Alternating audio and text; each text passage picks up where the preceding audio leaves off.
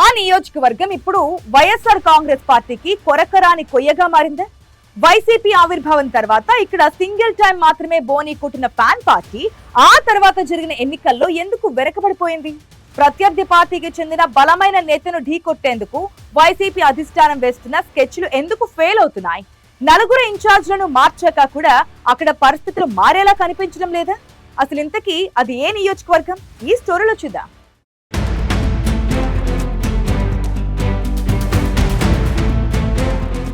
అద్దంకి రాజకీయాలు ఎప్పుడూ హాట్ గా ఉండే పొలిటికల్ బ్యాటిల్ ఫీల్డ్.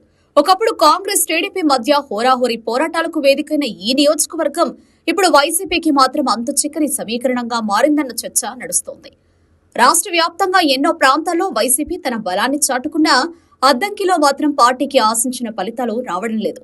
ఒక్కసారి మాత్రమే జెండా ఎగరేసిన ఫ్యాన్ పార్టీ ఆ తర్వాత వరుసగా ఎదురు దెబ్బలు తింటూ రావడం అక్కడి క్యాడర్ను తీవ్ర నిరాశలోకి నెట్టింది.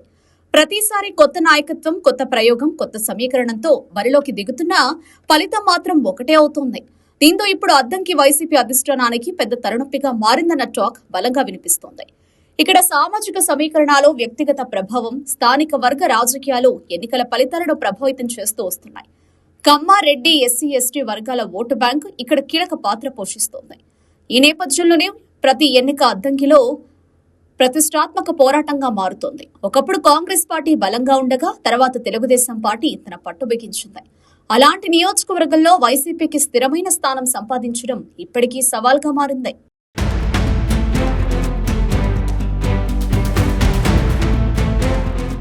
వర్గ రాజకీయాలకు సుదీర్ఘ పొలిటికల్ హిస్టరీకి కేర్ ఆఫ్ అడ్రస్ అద్దంకి. వరుస పరాజయాలతో కుంగిపోయిన క్షేత్రస్థాయి క్యాడర్ను గాడిలో పెట్టేందుకు జగన్ ఎన్ని రిపేర్లు చేస్తున్నా ఫలితం మాత్రం శూన్యంగానే కనిపిస్తోంది. నిజానికి అద్దంకి మొదటి నుండి తెలుగుదేశం పార్టీకి గట్టి కంచుకోట.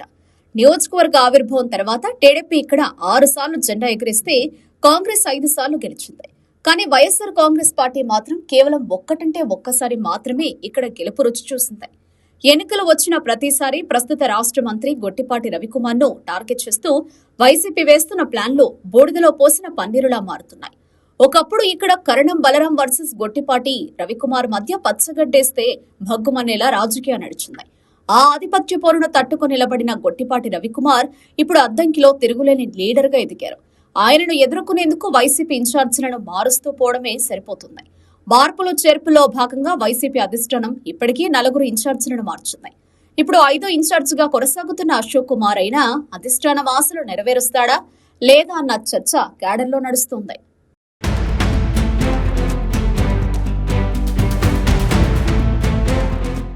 అద్దంకిలో కమ్మ, ఎస్సీ, ఎస్టీ, రెడ్డి సామాజిక వర్గాల ఓటర్లు డిసైడింగ్ ఫ్యాక్టర్. 2014 ఎన్నికల్లో ఇక్కడి నుండి వైసీపీ తరఫున పోటీ చేసిన గొట్టిపాటి రవికుమార్ టీడీపీ అభ్యర్థి కరణం వెంకటేష్ పై విజయం సాధించారు. వైసీపీకి ఇక్కడ దక్కిన ఏకైక విజయం ఇదే. అయితే ఆ తర్వాత మారిన రాజకీయ సమీకరణాలతో రవికుమార్ వైసీపీని వేడి సైకిల్ ఎక్కిశారు. ఇక అక్కడి నుండి ఫ్యాన్ పార్టీకి కష్టాలు మొదలయ్యాయి. బలమైన స్థానిక నాయకత్వం కోల్పోయిన వైసీపీ ప్రతి ఎన్నికలో కొత్త నాయకుడిని రంగంలోకి దించాల్సిన పరిస్థితి ఏర్పడింది. 2019 ఎన్నికల్లో వైసీపీ సీనియర్ నేత బాచిన చెంచు గరిటయ్యను బరిలోకి దించగా గొట్టిపాటి రవికుమార్ టీడీపీ నుంచి గెలిచి తన పట్టు నిరూపించుకున్నారు. ఇక గత 2024 ఎన్నికల్లో సైతం ప్రయోగం చేసిన వైసీపీ పాణెం హనుమిరెడ్డికి టికెట్ ఇచ్చింది. కానీ గొట్టిపాటి రవికుమార్ ముందు హనుమిరెడ్డి వ్యూహాలు అస్సలు పారలేదు. రవికుమార్ తిరుగులేని మెజారిటీతో విజయం సాధించి ఏకంగా రాష్ట్ర మంత్రివర్గంలో చోటు దక్కించుకున్నారు. వరుస ఓటములతో అద్దంకిలో వైఎస్ఆర్ కాంగ్రెస్ పార్టీకి విజయం అనేది అందని ద్రాక్షగా మారిపోయింది. కొత్త ముఖాలను తెస్తున్న కేడర్ మాత్రం యాక్టివ్ కావడం లేదనే ఆందోళన అధిష్టానంలో మొదలైంది. ప్రతి ఎన్నికల్లో కొత్త వ్యక్తిని తీసుకురావడం స్థానిక కేడర్ను కన్ఫ్యూజన్లోకి నెట్టిందన్న అభిప్రాయం వైసీపీ వర్గాల్లోనే వినిపిస్తోంది.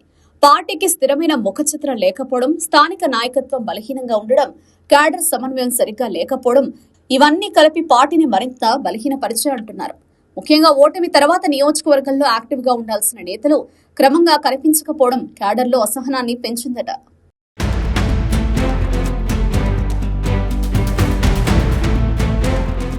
గత ఎన్నికల్లో ఓడిపోయిన పాణెం హనుమిరెడ్డి వ్యవహార శైలిపై స్థానిక కేడర్ నుండి తీవ్ర వ్యతిరేకత వ్యక్తమైంది. ఓటమి తర్వాత ఆయన నియోజకవర్గాన్ని పట్టించుకోకపోవడం, కేవలం చుట్టపుచూపుగా వచ్చి వెళ్లడంపై సొంత పార్టీ నేతలే మండిపడుతున్నారు. హనుమిరెడ్డిని ఇలాగే వదిలేస్తే పార్టీ పూర్తిగా తుడిచిపెట్టుకుపోతుందని భావించిన అధినేత జగన్ దిద్దుబాటు చర్యలకు శ్రీకారం చుట్టారు. నియోజకవర్గంలో బలమైన నేతగా ఉన్న రాష్ట్ర మంత్రి గొట్టిపాటి రవికుమార్ ను టార్గెట్ గా పెట్టుకుని ఆయనను ఢీకొట్టగలిగే నేతను రంగంలోకి దించేందుకు వైసీపీ అధిష్టానం కసరత్తు చేసింది. గొట్టిపాటి రవికుమార్ ను ఢీకొట్టేందుకు కరణం బలరాంకు అద్దంకి బాధ్యతలు అప్పగించారని చూసింది. కానీ కరణం బలరాం ఇందుకు ఆసక్తి చూపించలేదు. దీంతో సామాజిక సమీకరణాలను బేరుసు వేసుకున్న అధిష్టానం పిడుగురాళ్లకు చెందిన చింతలపూడి అశోక్ కుమార్ ను అద్దంకి కొత్త ఇన్ఛార్జ్ గా నియమించింది. గొట్టిపాటి రవికుమార్ నియోజకవర్గాన్ని వేడిన తర్వాత అద్దంకి గ్రౌండ్ లో 5వ ఇన్ఛార్జ్ గా అశోక్ కుమార్ కొనసాగుతున్నారు. నలుగురు మారినా రాని అదృష్టం ఈ 5వ ఇన్ఛార్జ్ హయాంలోనైనా వస్తుందా అని గుసగుసలు వినపడుతున్నాయి.